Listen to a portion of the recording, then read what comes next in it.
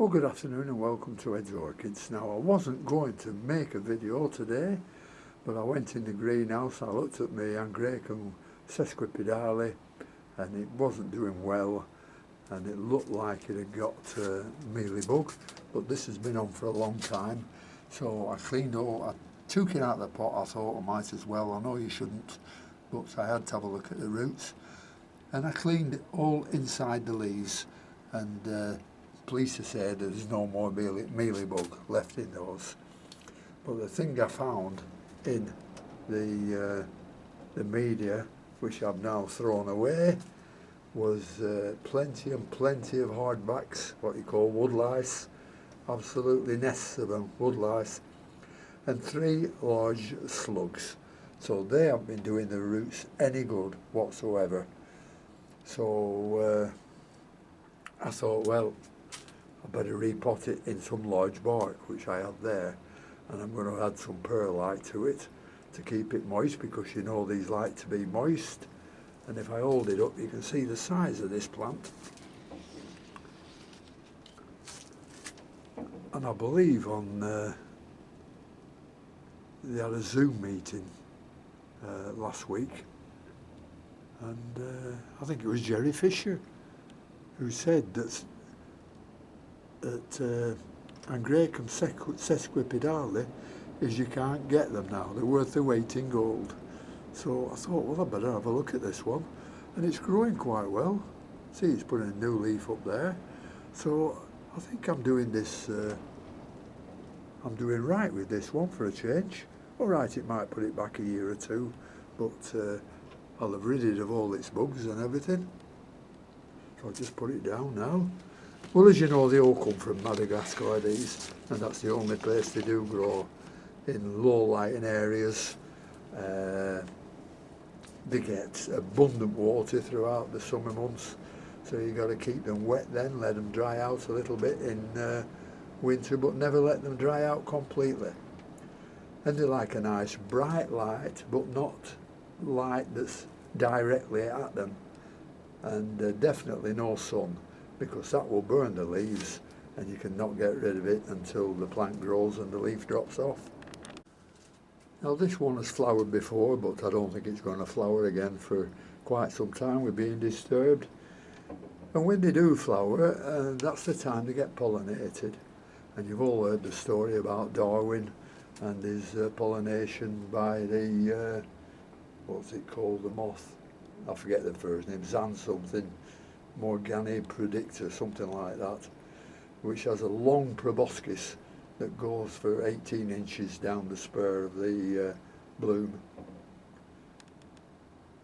Now, this does need to be planted in coarse bark, hence I've got this large bark here. Very good. It's what's left of the Sumatran bark that I got from what's it called, Spicotic orchids in the UK. Excellent stuff it is, but I don't think she'll be getting any more. Now, the only time you need to really repot these is if the media is decomposing, and that won't do the roots any good.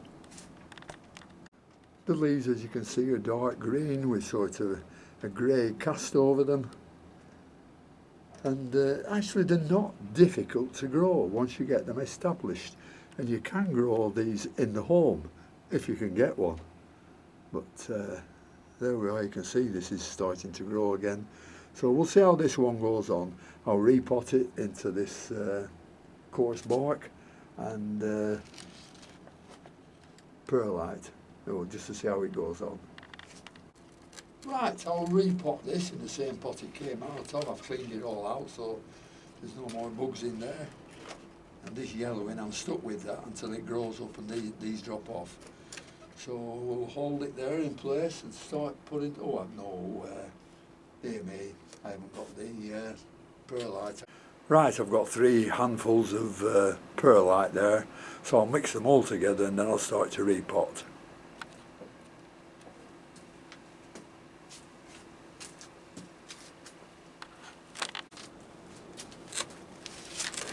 Right, we'll hold the plant in position where I want it. The roots are touching the bottom, and we'll start pulling it up.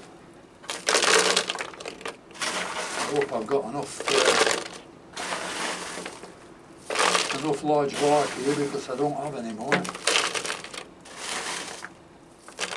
And I suppose once it gets settled in, I don't need to top it right up. I can leave the roots exposed a bit, because these are epiphytes where they grow on trees in the wild, and the roots can get up to 6.5, 7 feet long, grabbing hold of the tree, because they are a weight, these plants, they're very heavy.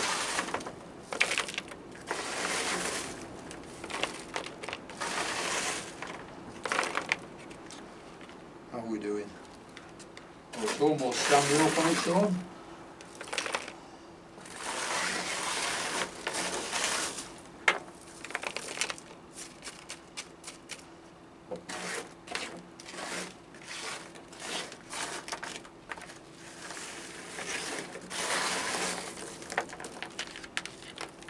I think I might have to just wire it to the side of the pot just to hold it steady. It's getting really low now on the bark.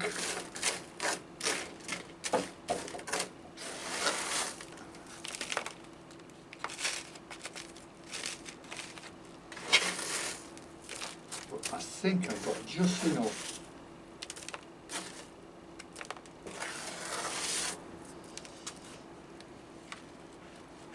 That's fairly well in, but it is rocking a bit. Yeah, I think I'll just put a stake in and fasten it to the stake. Well, there we are, we've got it in the pot now, and I've just measured it, and from the bottom leaf to the top of the plant is around 19 inches, and it's over 2 feet wide. They don't like the positions changing where you grow these, and so I'm going to put this in the brightest filtered light I can find in the greenhouse, and it will then stay there all summer. So we'll see if it picks up and see what happens to it, and just keep your fingers crossed, that's all. Well, there's not much more I can say about this plant. You know, being an epiphyte, you treat it as you would all epiphytes. I would imagine don't give it too much fertiliser. A light dose of fertiliser every couple of weeks with regular flushings to keep the roots moist is what you want. So the only thing I can do now is put this on one side in the lightest place possible, and keep my fingers crossed like we always do. So thanks very much for watching, and just a quick video, and until I see you next time, bye.